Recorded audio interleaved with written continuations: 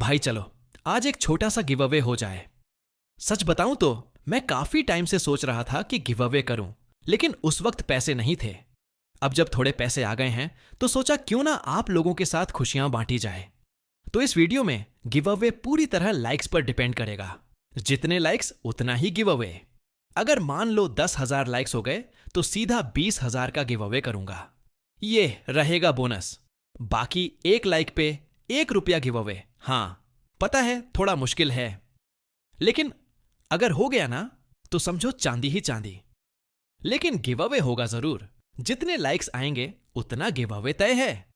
तो बिना time waste किए चलो वीडियो शुरू करते हैं। ओबितो ने ठंडे और भारी लहजे में सास्के को बोलने में संभल कर रहने को कहा। वो अब पहले जैसा नहीं था। इस वक्त दाहिनी आंख उसी के पास थी। इसी वजह से सास्के को भी अपनी जुबान थोड़ी काबू में रखनी पड़ी। उसने साफ कहा कि उसे अपनी दाहिनी आंख वापस चाहिए, क्योंकि उसका मकसद सिर्फ एक था, नारुतो को पूरी तरह खत्म करना। लेकिन सच्चाई ये थी कि ओबितो की दोनों आंखें अब लगभग अंधी हो चुकी थीं। अगर उसने अभी आंख ट्रांसप्लांट कर दी तो उसकी कमजोरी का फायदा उठाकर सास्के कभी भी पलट सकता था। इसीलिए उसने एक शर्त रखी, पहले एक काम पूरा करना होगा, उसके बाद ही वो आंख देने को तैयार होगा। असल में प्लान ये था कि दोनों मिलकर कोनन के पास जाएं और नागाटो की रिनेगन वापस लें। लेकिन कोनन कोई कमजोर विरोधी नहीं थी और ऊपर से सास्के की हालत भी अभी पूरी तरह ठीक नहीं थी। ऐसे में सीधा हमला करना रिस्की था। तो उसने एक नया रास्ता चुना, पहले किसी तरह अपनी आंखों की रोशनी वापस लाने का। उसने सास्के से कहा कि वो उसके साथ लोरन चले। अगर नारुतो की बात सच थी तो वहां से अतीत में लौटने का तरीका भी मिल सकता था, और अगर सच में वो अतीत में पहुंच गया तो अपने बचपन की आंखों का इस्तेमाल करके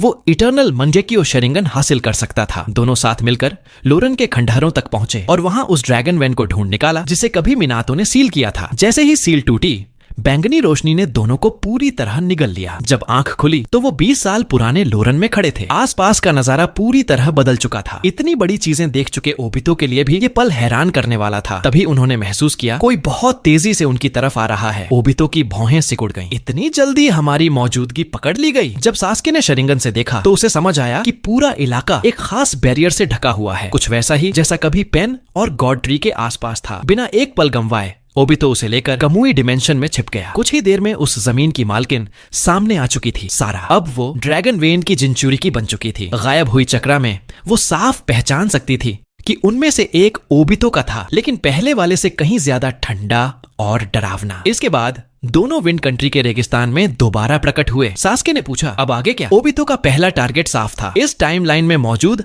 अपने बचपन वाले रूप को ढूंढना। उसका प्लान था उसी दुनिया की अपनी आंखें निकालकर खुद को इटर्नल मंगेकियो शेरिंगन में इवॉल्व करना। लेकिन सास्के को शक हुआ, इटर्नल मंगेकियो के लिए 2 मंगेकियो शेरिंगन का फ्यूजन जरूरी होता है, और इस वक्त का छोटा ओबितो शायद शेरिंगन भी अवेकन नहीं कर पाया होगा। इस पर उसने बस इतना कहा, उसकी चिंता मत कर, मैं उस उचिहा जैसा नहीं हूँ जिसने पूरा क्लेन मरने के बाद भी सिर्फ सिंगल टोमोए ही खोला। उनकी पहली मंजिल थी कोनोहा। बस एक मौका चाहिए जब छोटा ओबितो अकेला हो और आंखें मिल जाएंगी। सास्के ने दूर देखते हुए बुदबुदाया, कोनोहा। इस वक्त उसके माँ बाप और भाई सब जिंदा थे। दिल के किसी कोने में एक छोटी सी उम्मीद जाग उठी। इसी के साथ दोनों ने कोनोहा की तरफ सफर शुरू कर दिया। उसी समय मिस्ट विलेज में छोटा ओबितो जेत्सु और बाकी साथियों के साथ भविष्य की योजना पर चर्चा कर रहा था। उसने नक्शे पर कोनोहा की तरफ इशारा किया। पूरी निंजा वर्ल्ड में इससे ज्यादा उपजाऊ जमीन कहीं नहीं है। उसने सवाल उठाया, जब कोनोहा अपने पीक पर था तो उसने बाकी विलेजेस पर हमला क्यों नहीं किया? सबको अपने कंट्रोल में क्यों नहीं लिया? क्या ये शांति से प्यार की वजह से था? नहीं, असल वजह ये थी कि कोनोहा के पास सब कुछ था। रेगिस्तान की रेत नहीं, खड़ी चट्टानों पर अस्थिर जिंदगी नहीं, और न ही लगातार बारिश में घुटन। रिसोर्सेज का इम्बैलेंस ही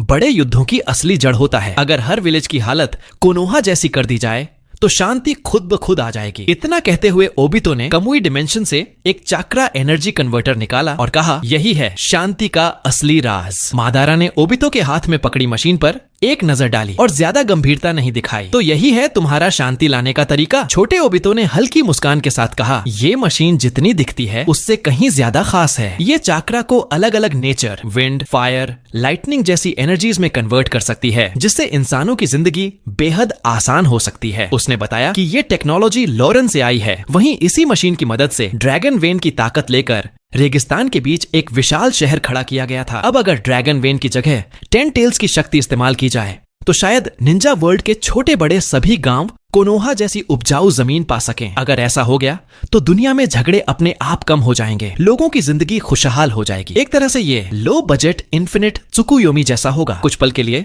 मादारा को भी इस प्लान में दम नजर आया। उसने पूछा, तो क्या तुम अब भी 9 टेल्ड बीस्ट्स इकट्ठा करना चाहते हो? जवाब साफ था, हाँ। 10 टेल्स इस प्लान के लिए जरूरी था। हालांकि बीस्ट्स को पूरा का पूरा होना जरूरी नहीं था। अगर हर टेल्ड बीस्ट की ज्यादातर चक्रा मिल जाए तो एक अधूरा 10 टेल्स रिवाइव किया जा सकता था। भले ही वो थोड़ा कमजोर हो, लेकिन एनर्जी सोर्स के तौर पर काफी ज्यादा ताकतवर रहेगा। इसी के साथ आकात्सुकी ने टेल्ड बीस्ट्स इकट्ठा करने की तैयारी शुरू कर दी। पहला कदम था अपने पैरों तले मौजूद रेन कंट्री को बदलना। सब लोग मिलकर हैंजो के किले के बाहर पहुंचे। आगे आगे चल रहा था नया लीडर उचिहा मादारा। खतरा भांपते ही हैंजो के गार्ड्स ने उन्हें चारों तरफ से घेर लिया। एक गार्ड ने चिल्लाकर कहा, मरने का शौक है क्या? ये शिनोबी डेमीगॉड हैंजो का किला है। मादारा ने तिरछी मुस्कान के साथ जवाब दिया, तो सेकंड शिनोबी वॉर के बाद अब हर निंजा खुद को गॉड कहने लगा है। काफी समय से उसने हाथ पैर नहीं चलाए थे। उसने सोचा, इनसे ही वार्म अप कर लेते हैं। कुछ ही पलों में सारे गार्ड्स जमीन पर पड़े थे। बगल में खड़ा छोटा ओबितो हंसे बिना नहीं रह पाया। लीडर हो तो ऐसा, पूरा भरोसा दिलाने वाला। इसके बाद पूरी टीम बेधड़क किले के अंदर दाखिल हो गई। उस वक्त हैंजो अपने पीक पर था। आज भी लोग उसकी उस लड़ाई की कहानी सुनाते थे जहां उसने अकेले कोनोहा के तीनों निंजास को दबा दिया था। उसे पूरा यकीन था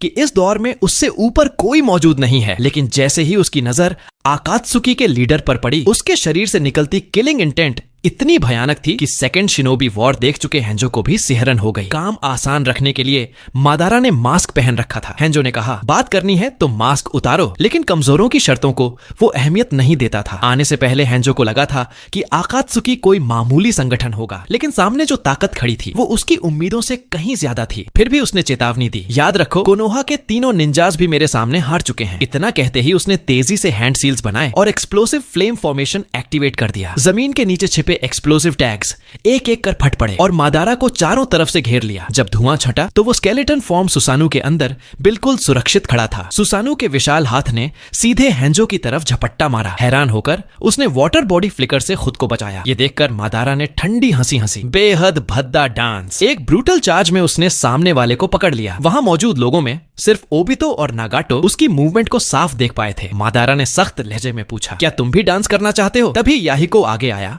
और शांति से बोला, हम यहाँ लड़ने नहीं आए हैं, हम बात करने आए हैं। उसने कहा कि उनका मकसद इस दर्द से जूझते देश के घावों एक पर मरहम लगाना है। उसने वही प्लान समझाया जो दुनिया को बदल सकता था। सब सुनकर हैंजो की आंखें फैल गईं। क्या ये सच में मुमकिन है? तभी ओबितो आगे बढ़ा और पूरे यकीन के साथ बोला, बिल्कुल। रेन कंट्री को इस पूरे प्लान का पायलट प्रोजेक्ट बनाया जाना तय हुआ ताकि आम लोग आसानी से इस बदलाव पर भरोसा कर सकें। इस देश में जिसकी एब्सोल्यूट अथॉरिटी थी, उसी हैंजो के जरिए इसे लागू करना सबसे असरदार तरीका था। यही असली वजह थी कि आकात्सुकी यहाँ तक पहुंची थी। आखिरकार हैंजो ने उनकी शर्त मान ली। सच कहें तो उसके पास मना करने का कोई विकल्प भी नहीं था। हालांकि उसने एक चिंता जताई, अगर रेन कंट्री सच में उपजाऊ और ताकतवर बन गया तो 5 ग्रेट नेशंस जरूर उस पर हमला करेंगे। इस पर मादारा ने ठंडे लहजे में कहा, अगर उन 5 देशों की भीड़ ने आने की हिम्मत की तो आकात्सुकी उन्हें याद दिला देगी कि असली दर्द क्या होता है। इतना कहकर पूरी टीम उसके साथ वहां से निकल गई। पीछे खड़ा हैंजो उनकी जाती हुई पीठ को देखता रह गया। कुछ देर बाद उसने आदेश दिया, आज से कोई भी बाहरी निंजा अगर रेन कंट्री की सीमा में लड़ाई या लूटपाट करता पाया गया तो उसे जिंदा नहीं छोड़ा जाएगा। आज से रेन कंट्री दोबारा खड़ा होगा। गांव लौटने के बाद कोनन अकेले ओबितो से मिलने आई। थोड़े गंभीर लहजे में उसने कहा, तुम कोई आम बच्चा नहीं हो, है ना? उसकी फाइटिंग स्किल हो या प्लानिंग, कोनन को यकीन नहीं हो रहा था कि ये सब कोई 10-12 साल का बच्चा सोच सकता है। ये सुनकर ओबितो काफी देर तक चुप रहा। भविष्य में उसने जो कुछ इन सब के साथ किया था वो बेहद क्रूर था, लेकिन हमेशा सच छुपाए रखना भी सही नहीं था। आखिरकार उसने सच बता दिया। वो असल में 26 साल बाद के भविष्य से आया था। जेंजुत्सु एक्टिवेट हुआ। भविष्य के सारे दृश्य सीधे कोनन के दिमाग में उतर गए। याहिको की मौत, नागाटो का अंधेरे में डूबना और आखिर में खुद उसकी मौत ओबितो के हाथों। सच जानकर कोनन हांफने लगी। उसने कांपती आवाज में पूछा, ये सब सच है? ओबितो घुटनों पर बैठ गया। माफी मांगते हुए बोला, हाँ, वो सब मैंने ही किया था। मैं तब पूरी तरह अंधा हो चुका था। अचानक कोनन ने हाथ झटका। हजारों पेपर स्ट्रिप्स ओबितो को कसकर जकड़ गईं। तेज दर्द के बावजूद उसने कमुई इस्तेमाल नहीं किया। कठिनाई से बोलते हुए उसने कहा, अगर मुझे मार देने से तुम्हें थोड़ा सुकून मिलता है तो ऐसा ही सही। काफी देर तक गुस्सा निकालने के बाद कोनन रुक गई। भले ही उसके पिछले जन्म में ओबितो ने भयानक गुनाह किए थे, लेकिन वो बीता हुआ कल था। इस जिंदगी का ओबितो न सिर्फ भरोसेमंद ताकतवर लोगों को आकात्सुकी में लेकर आया, बल्कि संगठन को सही रास्ते पर भी ले गया। आकात्सुकी कोनन, याहिको और नागाटो तीनों का सपना था और इस सपने के लिए वो इस सामने खड़े बच्चे की आभारी थी। आखिरकार उसने उसे माफ कर दिया, एक शर्त पर। अब उसे जिंदगी भर उसे कोनन दीदी कहना होगा। ओबितो के लिए इतना ही काफी था। उसके सारे जज्बात बस एक वाक्य में सिमट गए, दिल से शुक्रिया। उसने मन ही मन कसम खाई, इस बार वो किसी भी हाल में उस पुराने ट्रेजेडी को दोबारा नहीं होने देगा। रेन विलेज की बारिश अचानक थम गई, धूप अंदर आई और माहौल किसी पवित्र जगह जैसा लगने लगा। यहीं से अकात्सुकी ने दुनिया की तरफ अपने कदम बढ़ा दिए। हेंजो और संगठन के बीच गठबंधन होने के कुछ ही समय बाद रेन कंट्री में चाक्रा एनर्जी कन्वर्टर की मदद से जबरदस्त बदलाव आया। सालों से रुकने का नाम न लेने वाली बारिश थम गई। लोग फिर से अपनी जमीन पर खेती करने लगे, लेकिन ये शांति ज्यादा देर टिकने वाली नहीं थी। रेन कंट्री में आए इस अचानक बदलाव ने इवागाकुरे और कुमोगाकुरे का ध्यान खींच लिया। दोनों गांव उस जमीन पर नजर गड़ाए बैठे थे और हमला करने की तैयारी में थे, मानो आपस में कोई समझौता हो। दोनों सेनाएं रेन कंट्री की सरहदों पर जमा हो चुकी थीं। इसी दौरान जब तीसरे राइकेज और डारुई अटैक रूट्स पर चर्चा कर रहे थे, तभी रिकॉनेसेंस यूनिट से खबर आई, 2 लोग अकात्सुकी क्लोक पहनकर पास के इलाके से गुजर रहे हैं। ये सुनते ही राइकेज के चेहरे पर मुस्कान आ गई। उसने तय किया उन्हें पकड़कर हॉस्टेज बनाया जाएगा। वो खुद उसी तरफ निकल पड़ा। जल्द ही कुमोगाकुरे की कैवलरी यूनिट ने उन दोनों को चारों तरफ से घेर लिया। वो 2 लोग थे, भविष्य से आए सास्के और बड़ा ओबितो। इतनी बड़ी निंजा आर्मी को एक साथ मार्च करते देख सास्के पहली बार हैरान रह गया। उसने सवाल किया, ये सब क्या है? ओबितो ने भौहें सिकोड़ते हुए कहा, हम इस वक्त 3rd शिनोबी वर्ल्ड वॉर के द्वार में हैं। मैदान में सेनाओं से टकरा जाना कोई बड़ी बात नहीं है। फिर वो सामने वाली फौज को गौर से देखने लगा, क्योंकि असली दिलचस्पी अब शुरू होने वाली थी। तभी कुमोगाकुरे के एक निंजा ने तेज आवाज में पूछा, तुम लोग अकात्सुकी के मेंबर हो, है ना? हालांकि सास्के और बड़े ओबितो अकात्सुकी क्लोक पहने हुए थे, लेकिन ये क्लोक तो इस टाइमलाइन से कई साल बाद अस्तित्व में आनी चाहिए थी। उन्हें पता नहीं था कि हिस्ट्री ऑलरेडी बदल चुकी है। छोटे ओबितो के रीबर्थ की वजह से अकात्सुकी क्लोक कई साल पहले ही संगठन की ऑफिशियल यूनिफॉर्म बन चुकी थी। दोनों ने तय किया किसी एक को पकड़कर शेरिंगन से सच्चाई उगलवाई जाएगी। लेकिन जैसे ही सास्के की नजर सामने वाले निंजा के हेडबैंड पर पड़ी और उसने कुमोगाकुरे का निशान देखा, उसका गुस्सा भड़क उठा। अभी ज्यादा वक्त नहीं बीता था जब राइकेज ने उसे बेरहमी से पीटा था। उसने कुसानागी सोर्ड खींची और एक ही पल में आगे बढ़े कुमो निंजा को जमीन पर ढेर कर दिया। बाकी निंजा झुंड बनाकर टूट पड़े। ओबितो के रोकने और जानकारी निकालने के इशारे को सास्के ने पूरी तरह नजरअंदाज कर दिया। उसकी आंखों में अब सिर्फ खून उतर चुका था। अचानक नीली बिजली की एक लकीर चमकी। एक ही झटके में उसने अपने आदमियों को बचाया और खाली हाथ सास्के की कुसानागी सोर्ड को रोककर उछाल दिया। आने वाला कोई और नहीं, तीसरा राइकेज था। सास्के ने तुरंत हैंड सील्स बनाए और चिडोरी एक्टिवेट कर दिया। वो झुकते हुए सीधे राइकेज पर टूट पड़ा। लेकिन जो चिडोरी कभी चौथे राइकेज को भेज चुकी थी, वो यहाँ बिल्कुल बेअसर साबित हुई, क्योंकि तीसरे राइकेज की डिफेंस अपने सक्सेसर से भी ज्यादा खतरनाक थी। उसने तारीफ करते हुए कहा, लाइटनिंग स्टाइल अच्छा इस्तेमाल करते हो। इतना कहते ही उसने सास्के को कमर से पकड़कर हवा में उठा लिया। एक जबरदस्त दहाड़ के साथ उसने रेगर बॉम्ब चला दिया। सास्के को जमीन में दे मारा गया और धरती कांप उठी। अब तक कोई भी इस अटैक को झेलकर जिंदा नहीं बचा था, लेकिन अगला ही पल राइकेज को सन्न कर गया। सास्के ने सुसानु एक्टिवेट कर लिया था। सुसानु के दोनों विशाल हाथ राइकेज की कमर में फंस गए। फिर उसने हैरानी और गुस्से से भरे तीसरे राइकेज को उसी तरह सिर के ऊपर उठाया और वही टेक्निक उसी पर इस्तेमाल कर दी। जोरदार धमाके के साथ राइकेज जमीन पर आ गिरा, लेकिन उसी वक्त सास्के भी अपनी आंख पकड़े घुटनों के बल बैठ गया। 5 कागे समिट और डैंजो की लड़ाई के बाद उसकी आंखें लगभग बेकार हो चुकी थीं। अगले ही पल राइकेज गड्ढे से उछलकर बाहर आया। उसने हंसते हुए कहा, अच्छा वार था। लेकिन उसके शरीर के चारों ओर लाइटनिंग चक्रा और भी ज्यादा उग्र हो चुकी थी। वो तेजी से आगे बढ़ा और उंगलियां तानते हुए 4 फिंगर हेल स्टैब चला दिया। सास्के ने सुसानु के दोनों हाथ क्रॉस करके ब्लॉक किया। सुसानु उस जबरदस्त चार्ज को जबरदस्ती रोक रहा था। दोनों एक दूसरे से अटके खड़े थे। सास्के के होंठों पर एक आत्मविश्वास भरी मुस्कान आई। ये गारा की एब्सोल्यूट डिफेंस से भी ज्यादा भरोसेमंद तीसरी ताकत है। लेकिन वाक्य पूरा भी नहीं हुआ था कि हवा में कड़क की आवाज गूंजी। सुसानु के उस हिस्से पर जहां वार लगा था, दरारें फैलने लगीं। कुछ ही सेकंड में सुसानु पूरी तरह टूट गया। जबरदस्त इम्पैक्ट से सास्के का शरीर पीछे की तरफ उड़ गया। लेकिन राइकेज नहीं रुका। इतने सारे निंजा मारने के बाद वो उसे जिंदा नहीं छोड़ने वाला था। 4 फिंगर हेल स्टैब अचानक 2 फिंगर हेल स्टैब में बदल गया और सीधे सास्के की तरफ बढ़ा। मजबूर होकर सास्के ने राइकेज को लॉक किया और बची खुची ताकत झोंककर अमाटेरासु एक्टिवेट कर दिया। खतरे को भांपते हुए राइकेज ने आखिरी पल में शरीर को मोड़ा और काली आग से बच निकला। इसी थोड़ी सी मोहलत में सास्के सुरक्षित जमीन पर आ गिरा। वो अपने बाएं आंख को ढंक कर सामने खड़े राइकेज को देखने लगा और उसी पल राइकेज ने भी हमला रोक दिया। तीसरा राइकेज अभी जो कुछ हुआ था उसमें काफी दिलचस्पी दिखा रहा था। वो काली काली आग जो कभी बुझती नहीं, और वो बैंगनी रंग का विशाल योद्धा सुसानु। उसने सीधा सवाल किया, तो ये आंखें ही हैं जिन्हें लेजेंड्स में मनगेक्यो शरिंगन कहा जाता है? फिर अचानक उसने मुस्कुराकर कहा, क्या तुम्हें मेरा बेटा बनने में दिलचस्पी है? कुमोगाकुरे को हमेशा काबिल निंजा की तलाश रहती है। सास्के ने बिना सोचे सीधा इनकार कर दिया। इस वक्त वो खुद भी और बड़ा ओबितो भी काफी बैटल डैमेज्ड हालत में थे। न पूरी ताकत बची थी, न स्टेमिना। आगे आंखें छीनने वाली लड़ाई कभी भी हो सकती थी, इसलिए ताकत बचाना जरूरी था। ओबितो ने इशारे से सास्के को पीछे हटने को कहा। फिर उसने जानबूझकर एक बड़ा ब्लफ फेंका, मैं ही हूँ उचिहा मादारा और आकात्सुकी का असली लीडर। मकसद साफ था, मादारा के नाम से सबका हौसला तोड़ना। राइकेज को इस पर यकीन नहीं हुआ, लेकिन वो चाहे जितना हमला करता, हर बार ओबितो की इंटेंजिबिलिटी से आर पार हो जाता। ये अजीब क्षमता और ओबितो के शरीर से निकलती वो ठंडी डरावनी ऑरा। धीरे धीरे राइकेज को शक होने लगा कि शायद ये झूठ नहीं है। तभी इवागाकुरे की रिकनेसेंस टीम भी वहां पहुंच गई। माहौल और गर्म हो गया। ओबितो ने आग में घी डालते हुए वही भाषण दोहरा दिया जो कभी 5 कागे समिट में दिया था, 6 पैथ से 10 टेल्स। इन शब्दों ने सबके चेहरे का रंग उड़ा दिया। इसी मौके का फायदा उठाकर वो सास्के को लेकर कामुई डायमेंशन में गायब हो गया। राइकेज को यकीन नहीं हो रहा था कि उचिहा मादारा वाकई जिंदा हो सकता है। हालात की गंभीरता समझते ही उसने तुरंत डारुई को आदेश दिया, ओनोकी और बाकी 3 कागे विलेजेस से तुरंत संपर्क करो। अब आपस में लड़ने का वक्त नहीं है, उसने कहा। पहले उचिहा मादारा के खतरे को मिलकर खत्म करना होगा। असल में ओबितो का मकसद सिर्फ डराकर भागने का रास्ता बनाना था, इसीलिए उसने फिर से मादारा का नाम लिया। लेकिन उसे क्या पता था, इस टाइमलाइन में आकात्सुकी का असली लीडर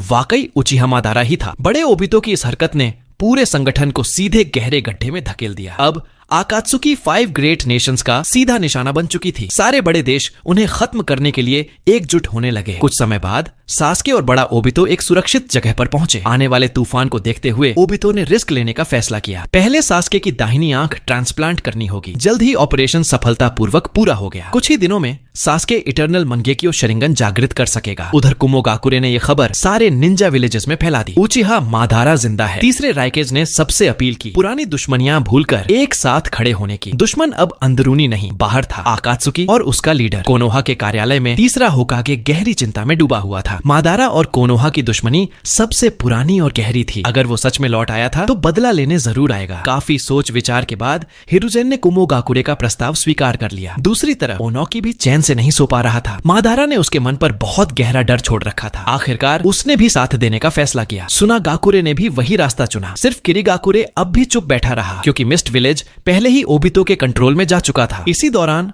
कुमोगाकुरे के एक सीक्रेट बेस में नागाटो हाथ में आई इंटेलिजेंस रिपोर्ट देखते हुए मादारा से पूछ बैठा, क्या तुम कुछ दिन पहले राइकेज से भिड़ने बाहर गए थे? जवाब साफ था, नहीं। अब सब हैरान थे। अगर ऐसा नहीं था तो फिर ये खबर बाहर कैसे गई? आखिरकार सब एक ही नतीजे पर पहुंचे। किसी ने आकात्सुकी और उचिहा मादारा के नाम का इस्तेमाल करके खुद को उनकी जगह पेश किया था। नागाटो ने सोचा, जो कोई भी राइकेज के हाथों से बिल्कुल सुरक्षित निकल गया हो वो साधारण इंसान नहीं हो सकता। रिपोर्ट में लिखे विवरण को पढ़ते हुए वो गहरी सोच में डूब गया। एक शख्स कभी न बुझने वाली काली आग इस्तेमाल कर रहा था और दूसरा अजीब सी इंटेंजिबिलिटी के साथ स्पेस टाइम निंजुत्सु। जितना भी देखा जाए ये एबिलिटीज तो बिल्कुल सास्के और खुद ओबितो की लग रही थी। उसके दिल में एक अनहोनी का डर बैठ गया। उसने सबको चेताया, आने वाले दिनों में सावधान रहना होगा। मुमकिन है बाकी निंजा विलेजेस मिलकर हम पर हमला करें। ये सुनते ही मादारा के होठों पर एक युद्ध प्रिय मुस्कान आ गई। अब वक्त आ गया है, उसने कहा, कि आकात्सुकी अपनी असली ताकत दिखाए। कुछ दिन बाद एक गुप्त गुफा के अंदर सास्के ने आखिरकार इटर्नल मंगेक्यो शरिंगन जागृत कर लिया। उसने आत्मविश्वास के साथ कहा, अब मेरी आंखें अंधेरे को भी भेद सकती हैं। उधर इन्हीं कुछ दिनों में 4 बड़े निंजा विलेजेस अपनी सेनाएं इकट्ठा कर चुके थे और रेन कंट्री पर हमले की तैयारी पूरी हो चुकी थी। इस वक्त ओबितो और सास्के रेन कंट्री की सरहदों के पास थे। ओबितो ने फैसला किया, हंगामे का फायदा उठाकर पहले अमेगाकुरे में घुसा जाएगा। उसका इरादा था, जब तक नागाटो पूरी तरह मैच्योर नहीं हुआ है उससे रिनिगन छीनकर बैकअप के तौर पर रख लेना। इसी प्लान के साथ दोनों अमेगाकुरे की तरफ निकल पड़े। उधर अमेगाकुरे के एक सीक्रेट बेस में जित्सु एक चौंकाने वाली खबर लेकर पहुंचा। 4 बड़े देशों की निंजा सेना एकजुट होकर हमारी सीमा के बाहर जमा हो चुकी है। वो हम पर हमला करने वाले हैं। ये सुनकर मादारा ने फैसला किया, वो खुद जाकर इन घुसपैठियों से बात करेगा। उसके साथ कोनन, याहिको, नागाटो और रेन कंट्री का पूर्व शासक हैंजो भी होंगे। उधर अब तक बेफिक्र बैठे एलाइड फोर्सेस की सेंसरी यूनिट अचानक सतर्क हो गई। उन्हें महसूस हुआ कई बेहद शक्तिशाली चक्रा तेजी से उनकी ओर बढ़ रहे हैं। उनमें से एक चक्रा तो इतना उग्र था कि रूह तक हिल जाए। पूरा अलायंस तुरंत अलर्ट हो गया। कुछ ही पलों में मादारा और उसका दल सीधे उनके सामने खड़ा था। ओनोकी ने जैसे ही आगे खड़े लंबे बालों वाले स्पाइकी हेयर शख्स को देखा, उसके माथे पर पसीना आ गया। हैरानी से बुदबुदाया, ये सच में मादारा है। उसे यकीन नहीं हो रहा था कि वो जिंदा है और वो भी इतना युवा दिख रहा है। दशकों पहले छोड़ा गया डर फिर से उसके ऊपर छा गया। तीसरे राइकेज ने तंज कसते हुए कहा, लगता है तुम सच में बूढ़े हो गए हो। सिर्फ कुछ लोग हैं सामने, हमारी तो हजारों की सेना है। इतना डरने की क्या जरूरत। तभी हैंजो आगे बढ़ा और नीचे खड़ी अलायंस को देखते हुए बोला, रेन कंट्री ने पहले ही साफ आदेश दिया था, कोई भी बाहरी निंजा इस जमीन पर कदम नहीं रखेगा। जो भी नियम तोड़ेगा उसे खत्म कर दिया जाएगा। मेरी सलाह है यहीं से लौट जाओ। नीचे खड़े निंजा मानने को तैयार नहीं थे। मादारा ने कोनन और बाकी सबको पीछे हटने का इशारा किया। पहले उसने कहा, मैं अकेला ही थोड़ा वार्म अप कर लेता हूँ। इतना कहते ही वो छलांग लगाकर अकेला ही अलाइड फोर्सेस के बीच कूद पड़ा। जहां जहां वो पहुंचा वहां अलायंस ताश के पत्तों की तरह बिखरती चली गई। कुछ पल की टैजुत्सु के बाद उसने हैंड सील्स बनाए और fire style majestic destroyer flame चला दिया। उसके मुंह से भयानक आग का सैलाब निकला जो लहरों की तरह चारों देशों की संयुक्त सेना की ओर बढ़ता चला गया। इसे देखते ही तीसरे होकागे आगे बढ़ा। उसने सोर्ड लाइक हैंड सील बनाया, 4 शैडो क्लोन्स बनाए और 5 स्टाइल कॉम्बो अटैक शुरू कर दिया। बाकी निंजा भी तुरंत उसके साथ जुड़ गए।